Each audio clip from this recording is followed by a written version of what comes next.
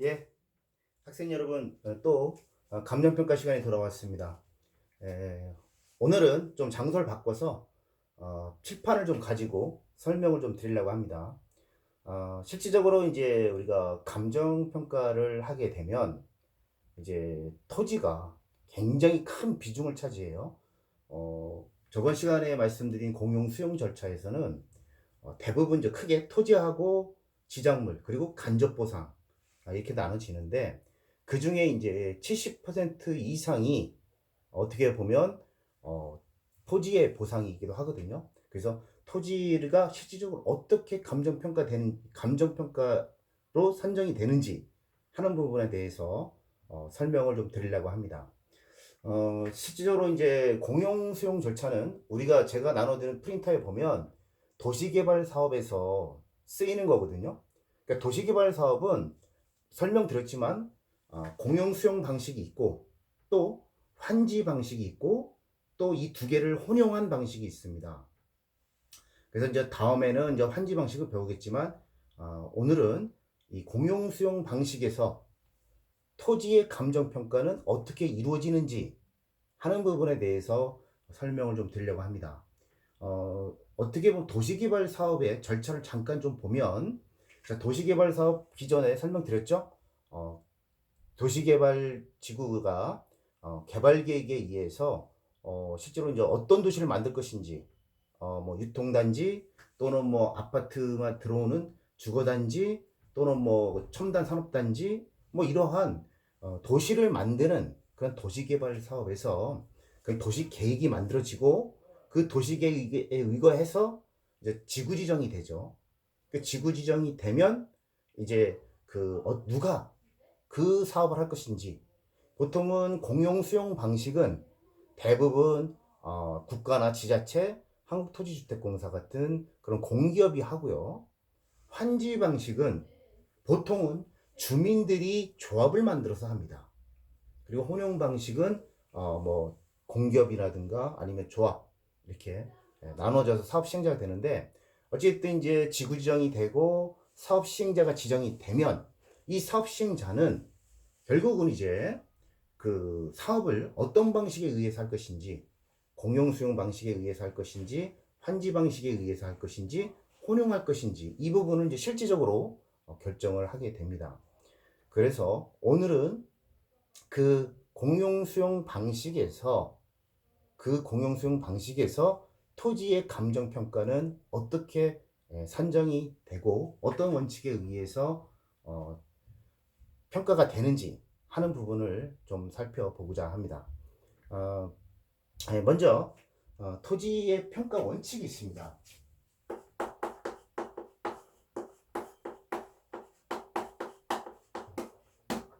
자, 토지는 산정할 때 이 토지의 그 감정 평가는 그 사업비에 굉장히 많은 비중을 차지하기 때문에 그 감정 평가는 원칙이라든가 산정 방식은 수용 당하는 사람 입장에서는 굉장히 중요한 문제입니다. 그래서 이 토지는 어떤 원칙에 의해서 산정이 돼야 되는지 하는 원칙에 대해서 먼저 한번 살펴보고자 합니다. 먼저 토지는 가장 중요한 것, 모든 산정 방식에서 제일 중요한 것이 공시지가 평가입니다. 즉 토지의 평가는, 왜냐하면 사업을 지구 지정이 되게 되면 거기에 감정 평가를 할 때 그 토지가 수많은 필지들이 있는데 거기에 또 수많은 그 토지 소유자가 있지 않습니까? 그 사람들이 개별적으로 원하는 가격들이 다양하지 않겠습니까? 그래서 객관적인 가격을 산정하게 되는데 그 기준이 되는 것이 바로 공시지가입니다. 근데 여기서 공시지가는 우리가 이제 공시지가 두 개가 있어요. 국토부 장관이 감정평가사들에게 의뢰하는 표준지 공시지가를 얘기합니다.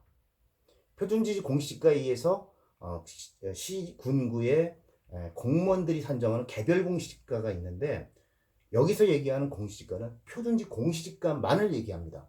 그래서 보상을 할 때 개별 공시지가를 막 올려달라고 하는 사람들이 있어요. 막 이 공시지가가 보상의 기준이 된다고 해서 그 공시지가를 막 올려달라고 이의 신청하는 경우가 있는데, 그런 경우 개별 공시지가 올리는 것은 아무 의미가 없어요.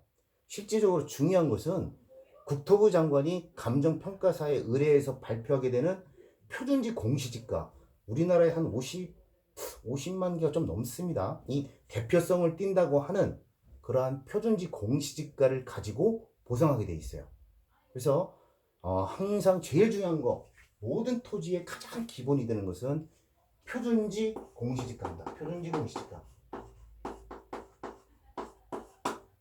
이 표준지 공시지가가 그 가격의 가장 기준이 되는 금액인 것이죠. 그래서 뭐 꼭 표준지 공시지가만 가지고 하는 것은 아니고, 다음 시간에 설명하게 되는 표준지 공시지가에 뭐 가격 변동 요인이 있으면 지역 요인, 개별 요인, 뭐 지가 변동률, 뭐 기타 가격에 영향을 주는 요인, 뭐 이런 부분들이 쭉 있어요. 그런 부분들을 가지고 평가를 하게 됩니다. 근데 뭐 설명을 좀 드렸지만, 표준지 공시지가는 원칙적으로는 정부가 세금을 매기기 위해서 산정되는 거예요. 그래서 실제적으로 실제 거래 가격하고 이 표준지 공시가하고 차이가 있을 수밖에 없습니다. 보통 뭐 도심지 같은 경우는 조금 뭐 70%, 80% 수준까지, 즉 실제 거래 가격 대비 공시지가가 70%, 80%까지 왔다고 하는데, 그것도 지역마다 달라요. 실질적으로 감정을 해보면 시골 같은 데 임야는 뭐 평당 10,000원도 안 되는 데가 많습니다. 근데 그런 것들은 실제로 감정을 해보면 뭐 2배, 3배, 4배까지 뭐 이렇게 차이가 나는 경우도 있거든요. 그래서 실질적으로 학계에서는 이렇게 표준지 공시지가를 가지고 보상 가격을 하는 것은 설명드렸다시피 헌법상의 정당 보상에 위배된다라고 하는 의견들이 많이 있었습니다. 그래서 그걸 가지고 헌법소원도 가고요. 또 대법원에 정당한 가격이 아니다라고 해서 소송이 많이 진행되고 있습니다. 그렇지만 우리나라의 헌법재판소와 대법원은 어찌됐든 공시지가, 표준지 공시지가를 기준으로 해서 가격 사정하는 것은 실제적으로 위헌이라거나 아니면 뭐 정당한 보상이 아니다라고 하는 입장이 아니라 정당한 보상에 들어간다라는 입장입니다. 그것은 이제 또 다음 주에 설명을 좀 드릴게요. 왜 그런가 하면 뭐 꼭 공시지가만 가지고 산정하는 것은 아니기 때문에 그렇습니다. 그래서 일단 평가 원칙의 가장 큰 원칙은 표준지 공시지가를 가지고 보상의 기준으로 삼는다는 겁니다. 굉장히 중요한 겁니다. 그래서 실질적으로 이 어떤 보상이 들어간다고 하면 실질적으로 그 토지 그 사업지구 내에 개별 공시지가는 의미가 없어요. 표준지 공시지가. 이 표준지 공시지가가 수준이 어느 정도냐? 이것이 굉장히 중요한 의미를 띈다고 할 수가 있습니다. 이 표준지 공시지가 수준으로 가지고 보상을 하니까요. 그래서 표준지 공시지가 원칙이다 라는 것이 이제 첫 번째 토지보상 평가의 원칙이고요. 두 번째는 객관적인 평가입니다.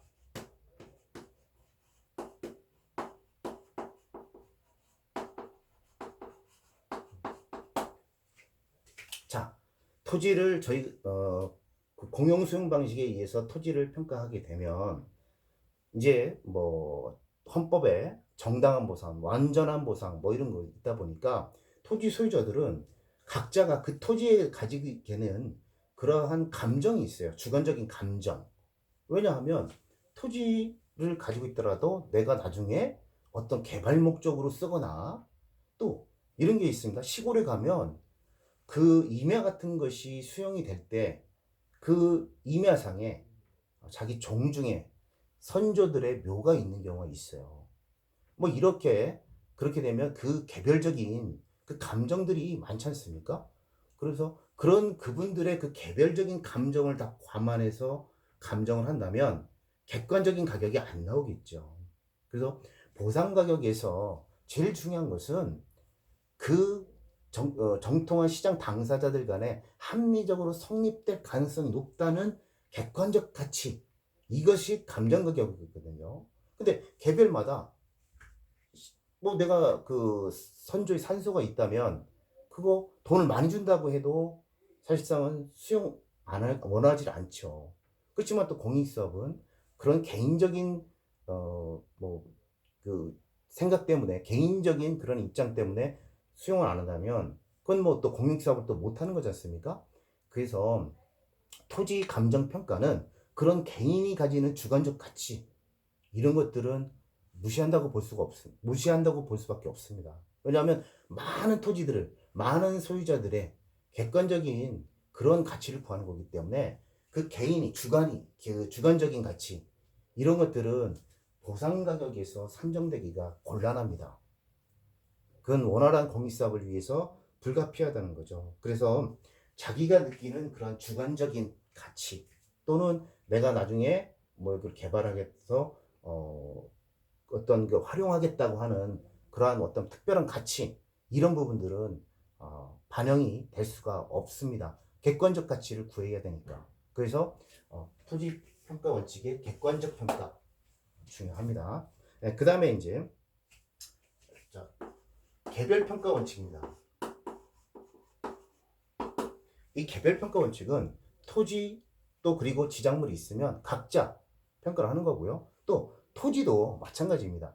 토지도 실제적으로는 같은 용도를 쓰더라도 그 필지 하나마다 평가를 한다는 얘기예요. 우리 이제 시골에 가면 이렇게 도로가 있고 이게 농지가 이렇게 있으면 여기가 이제 지번이 1-1, 1-2 설사 이렇게 이제 나눠져 있습니다. 그러나 시골에서는 보통 이것을 소유자가 같으면 같이 쓰죠. 이렇게 보통 뭐 합뱀이라고 표현을 하는데 같이 이렇게 씁니다. 같이 써요. 그러면 소유자 입장에서는 비록 1-1과 1-2 두 필지지만 자기는 같은 용도로 쓰고 있으니까, 도로에 접해 있으니까 이 토지와 이 토지를 같이 평가하면 더 가치가 올라가지 않습니까? 그래서 얘를 같이 평가해달라 이렇게 하지만 그렇지 않습니다. 토지는 필지별로 평가하는 게 원칙입니다. 그래서 1-1이 1-1 별도로 평가를 하고요. 얘는 1-1은 도로에 접해 있으니까 굉장히 비싸겠죠. 그렇지만 이 1-2는 맹지니까 가격이 많이 떨어지겠죠. 그래서 개별 평가의 원칙입니다. 그리고 우리가 이제 이렇게 개별적인 평가 원칙이지만 예외 규정이 있어요. 예외 규정이. 그래서 원래 이제 토지하고 건물하고 별개로 평가를 하지만 만약에 토지와 건물이 같이 거래된다. 예를 들어서 임야에 나무들 있지 않습니까? 이 나무들을 별도로 평가하지 않잖아요. 왜? 임야는 보통 나무가 있는 게 원칙이잖아요.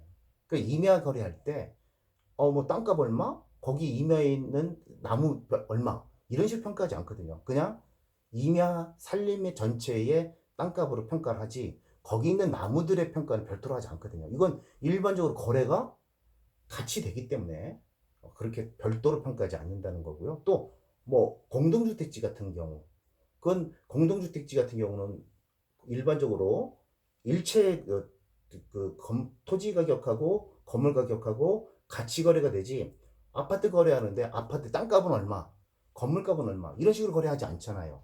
이렇게 같이 일괄적으로 평가할 때는 개별 원칙을 적용하지 않습니다. 그래서 그런 예외, 이런 부분들도 있고요. 그렇지만 원칙은 개별 필지 그리고 토지와 부동산은 별개로 평가를 합니다. 특히 이런 경우 있어요. 그 같은 한 필지라도 예외 규정으로 같은 한 필지인데 예를 들어서 용도지역이 다르다면 사실상은 그게 이제 미미한 거라면 모르겠지만 이렇게 영향을 크게 준다. 특히 뭐 이게 1-1분이라고 한 필지지만 얘는 그린벨트가 아니라면 이것은 한 필지지만 분할을 해서 얘 가격 별도로 해서 가격을 산정하는 게 맞습니다. 이것처럼 개별평가 원칙이지만 뭐 일괄적으로 같이 일체로 거래되는 그런 경우이거나 아니면 용도 지역이 다른 경우, 이런 경우는 개별 평가하지 않고 각자 구별해서 평가한다. 이렇게 보시면 될 것 같습니다. 자, 그래서 개별 평가 원칙이고요. 또 이제 네 번째는 현황 평가 원칙입니다.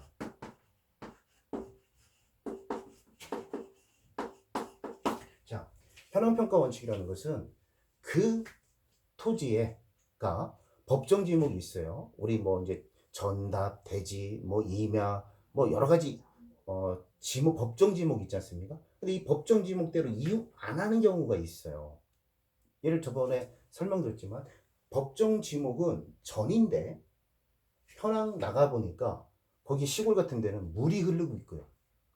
또 법정 지목인데 뭐 고수부지를 이용하고 있거나 지목하고 다른 거죠. 즉 임야인데 막상 가보니까 임야가 아니라 전으로 쓰고 있다. 이런 경우에 원칙적으로는 현황평가 원칙입니다. 그래서 평가사들이 감정평가 의뢰가 들어오면 현장에 가서 그 현황이 어떤지를 제일 먼저 보게 되는 거예요. 그래서 말씀드린 대로 지목은 전인데 나가보니까 도로로 쓰고 있어요. 또 나가보니까 지목은 전인데도 불구하고 물이 흐르고 있어요. 그렇다면 이 평가에서는 항상 뭐 물이 흐른다 그러면 그 일반적인 거래 가격에 도심지 같은 경우는 뭐 10분의 1 평가도 해주고요. 뭐 비도시 같은 경우에는 뭐 7분의 1도 평가를 해줍니다. 즉 물이 흐르고 있다 그러면 그 현황에 맞게 평가를 해야 되는데 현장 나갔는데 그 지목이 전이라고 해서 물이 흐르고 있는 걸 무시하고 전으로 평가한다면 이건 나중에 현황을 제대로 못 본 그 평가사가 손해배상의 문제도 있을 수가 있는 거거든요. 그래서 현황평가 원칙입니다. 대원칙이. 그렇지만 일반적으로는 현황평가가 원칙이긴 하지만 예외가 좀 있어요. 예외가. 일반적으로 일시적으로 이용하고 있다. 일시적으로. 뭐 예를 들어서 지목은 대지예요. 즉 집 짓는 토지예요. 집 짓는 토지인데 우리가 이제 뭐 시골에 가 보면 요즘 다 떠나고 그 지목은 대지인데 집을 부시고 농경지로 쓰는 경우가 있어요. 농경지로. 그렇다고 하면 이것은 그 일시적인 현황으로 볼 것이냐 말 거냐 문제거든요. 그렇지만 법정 지목은 대지이기 때문에 언제든지 농지를 갈아서 다시 집을 질 수 있잖아요. 이것처럼 일시적으로 즉 지목이 대지라면 즉 상위 지목 즉 우리가 이제 선호하는 상위 지목인데 하위 지목으로 이용하고 있다. 즉 말씀드린 대로 대지인데 전답으로 쓰고 있다. 그렇게 하위 지목으로 쓰는 경우 그렇다고 하면 그건 일시적으로 볼 수밖에 없는 거죠. 왜? 언제든지 논밭에다가 집을 별도의 인허가 필요 없이 질 수 있는 거잖아요. 근데 이제 반대로 전인데 집을 짓겠다.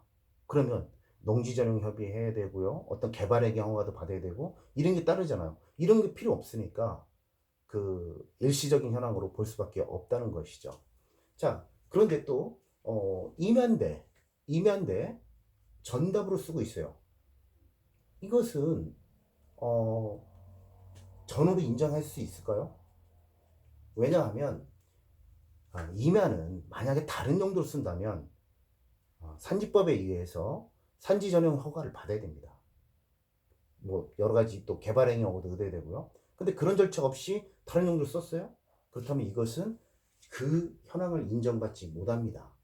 자, 그래서 현황평가 원칙이 대원칙이에요. 그래 현장 나가서 그 토지가 법정 지목대로 대지면 대지, 전이면 전, 임야면 임야 이런 식으로 법정 지목과 현황 지목이 일치하는지 보는 거지만 만약에 그 일치하지 않는 경우가 일시적인 경우 말씀드렸다시피 대지에 예를 들어서 그 전답으로 쓰고 있거나 일시적인 경우 또 그 이용 현황이 불법이라면 그거는 현황을 인정하지 않습니다. 좀 전에 말씀드린 대로 임야를 갈아서 전으로 쓰려면 산지 전용 협의를 해야 돼요. 근데 전용 없이, 그런 전용 허가 없이, 인허가 없이 그냥 전후 쓴다? 이거는 불법이에요.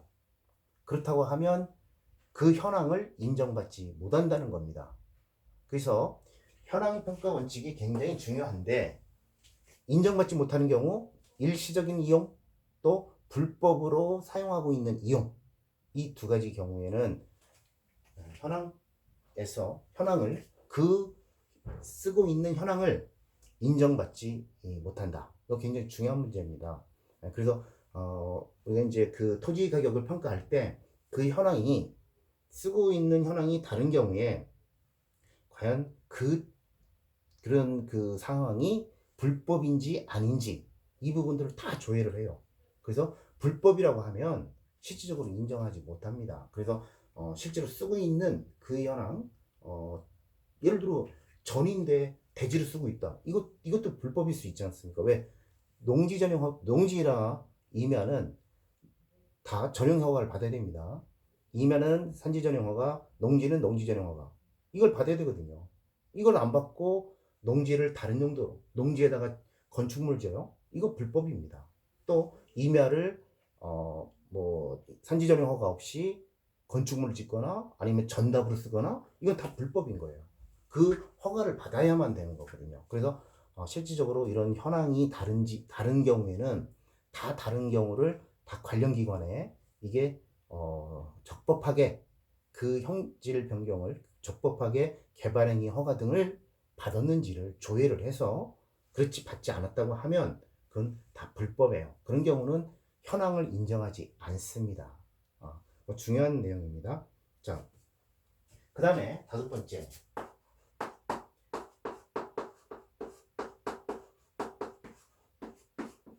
나지평가입니다. 나지평가. 나지라고 하는 거예요. 건축물이 없는 상태를 감안해서 평가합니다. 일반적으로 우리가 이제 어떠한 시골에 이제 쓰러져가는 집을 만약에 거래한다고 생각을 해보세요. 그러면 그 땅값이 예를 들어 100원이라고 하면 그 쓰러져가는 집 그거 못 쓰지 않습니까? 그거 철거해야 되잖아요. 그 철거 비용도 만만치 않습니다. 폐기물 처리해야 되고 하는 부분들, 그 비용들 부분도 비용이 들어가요. 그러면 시골에 막상 그런 허물어져 가는 집이 있거나 아니면 그 집을 내가 쓰지 않는다면 그 집은 철거해야 되는 거잖아요.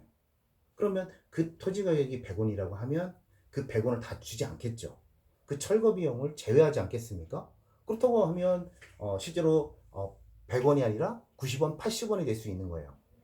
그래서 이제 실질적으로 거래할 때 그러한 그 건물이 있는 상태로 평가를 하게 되면 실제로 더 적은 금액으로 거래가 될 수가 있겠죠.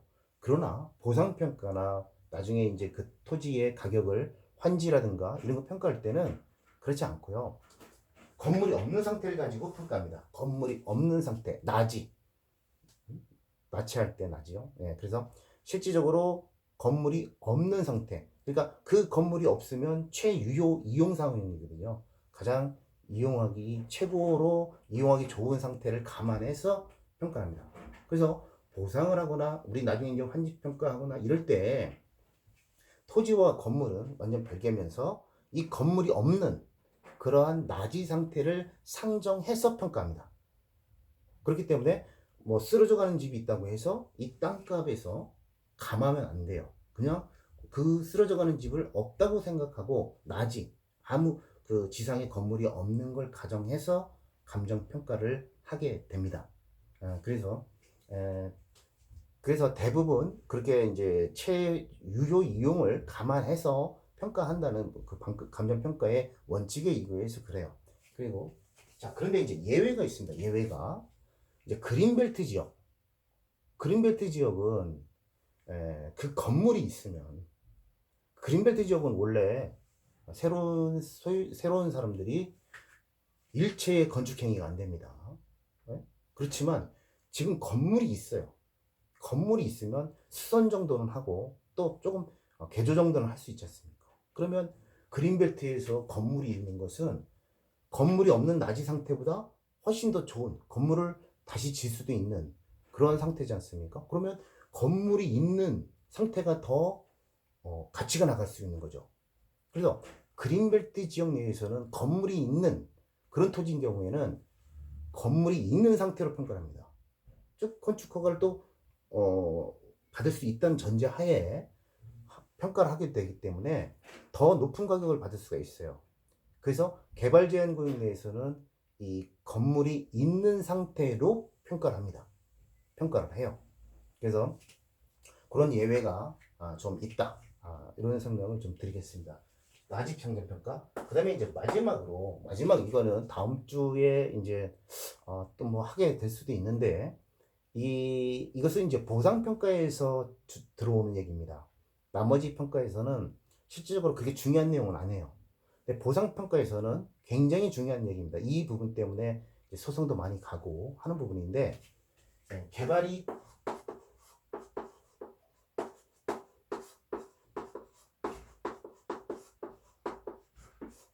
개발이익 배제 원칙이 적용됩니다.